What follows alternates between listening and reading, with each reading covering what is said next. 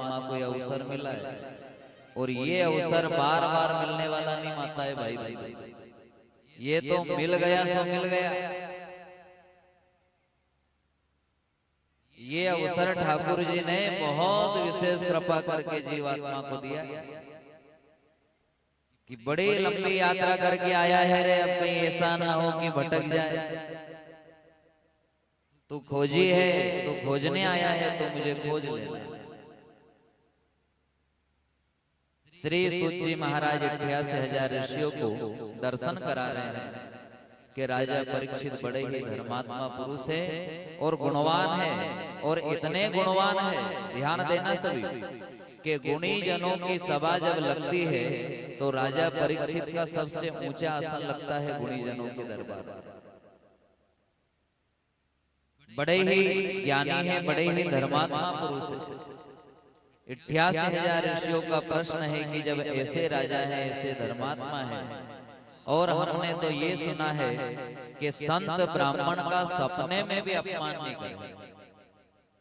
कैसे है राजा? संत ब्राह्मण का सपने में भी अपमान नहीं करे, तो फिर ऐसे राजा को संत ब्राह्मण ने श्राप दे दिया।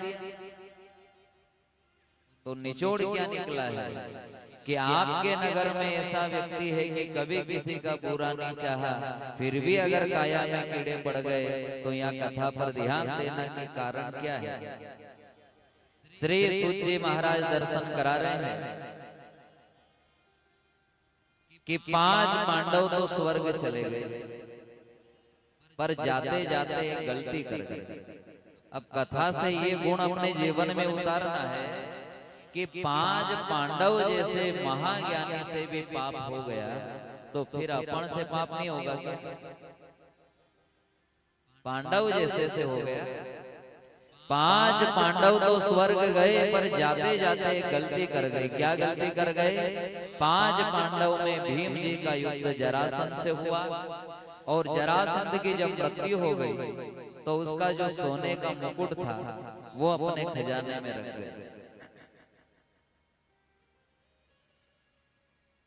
और ठाकुर जी से प्रार्थना ये करना है, ना तो दे तो राम का देना, हराम का नहीं।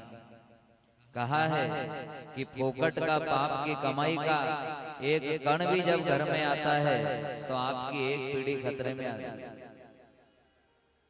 और ध्यान देना माताएं भाई बंधु, जीवन में उतारना कि पाप की कमाई जब घर में आती है, 2 नंबर की कमाई जब घर में आती है, तब तो बहुत अच्छा लगता है। जब आती है तब बहुत अच्छा लगता है, पर जब जाती है तो ब्याज जोड़ के ले जाते हैं। आए तब तो बहुत अच्छा लगे, पर जब जाए तब ब्याज जोड़ के ले जाए। कुल की संतान के हाथ में कटोरा पकड़ा जाए। प्रार्थना ये करना है, प्रभु तू दे तो राम का देना, भले गरीबी में रह लेंगे, सूखी रोटी से दिन निकाल लेंगे, पर खाएंगे तो मेहनत का फोकट का। अब 5 पांडव के पास धन की क्या कमी थी, पर भीम जी महाराज सोने का मुकुट अपने खजाने में रख गए, स्वर्ग की यात्रा पर चले गए। राजा परीक्षित का राजपाट हुआ। राजा परीक्षित ने एक दिन विचार किया कि मेरे बाप दादा कुछ रख के गए होंगे, देखो तो सही। वही खजाने का पट खोला तो सामने वो सोने का मुकुट रखा था। अब वो मुकुट किसका है? जरासंध का। ना तो आप कमाई है ना बाप कमाई, वो तो बाप कमाई है। कौन सी है? बाप की कमाई। वही राजा परीक्षित ने विचार किया कि ये जरूर मेरे बाप दादाओं की संपत्ति होगी।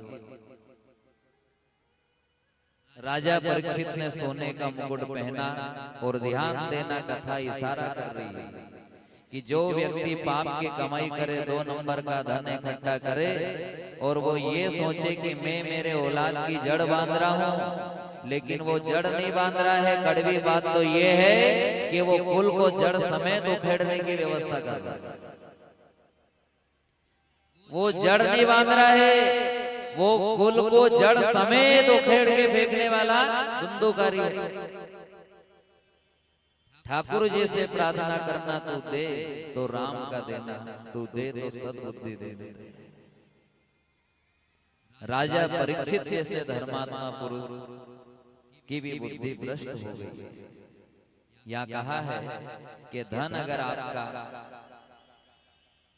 सत्कर्म में जा रहा है, भगवान आपको दे रहा है, तो थोड़ा बहुत सत्कर्म में सरकाते रहो। दान देने से क्या होता है, हमारा धन पवित्र हो जाता है, और जैसा अन्न खाओगे वैसा मन बन जाएगा, वैसी बुद्धि बन जाएगी। यहाँ श्री सूत जी महाराज ने 4 प्रकार के दान बताए हैं। कितने प्रकार के? 4 प्रकार के दान बताए। ध्यान देना सभी कि 4 प्रकार के दान ऐसे हैं कि एक बार नहीं भले 1000 बार सोच के फिर करना, वरना दान करने के बाद भी नरक में सड़ते रहो।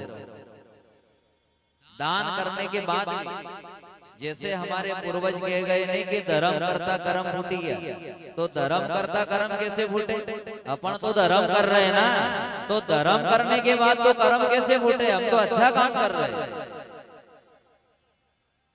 लेकिन बात क्या है कि धर्म करता कर्म फूटे। तो धर्म करता कर्म कैसे फूटे? तो बताया है, ये जो वेद पुराण है, सत्संग है, कथाएं हैं, ये सब क्या है माताएं भाई बंधु? ये जीवन में अमल करने वाला है कि 100 वर्ष तक की उम्र तक भी किसी के सामने यूं नहीं कहना पड़ेगा कि पानी का गिलास भर के पिला दे। ऐसी गारंटी की डायरी है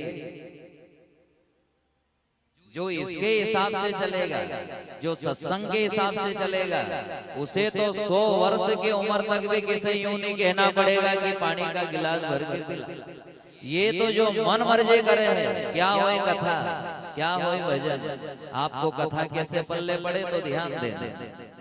जैसे आप अपने घर पर कोई भी नई मशीनरी खरीद के लाओ, सभी ध्यान देना माताएं भाई, कोई भी नई मशीनरी खरीद के लाओगे नहीं तो साथ में एक डायरी आएगी कि नहीं आएगी डायरी?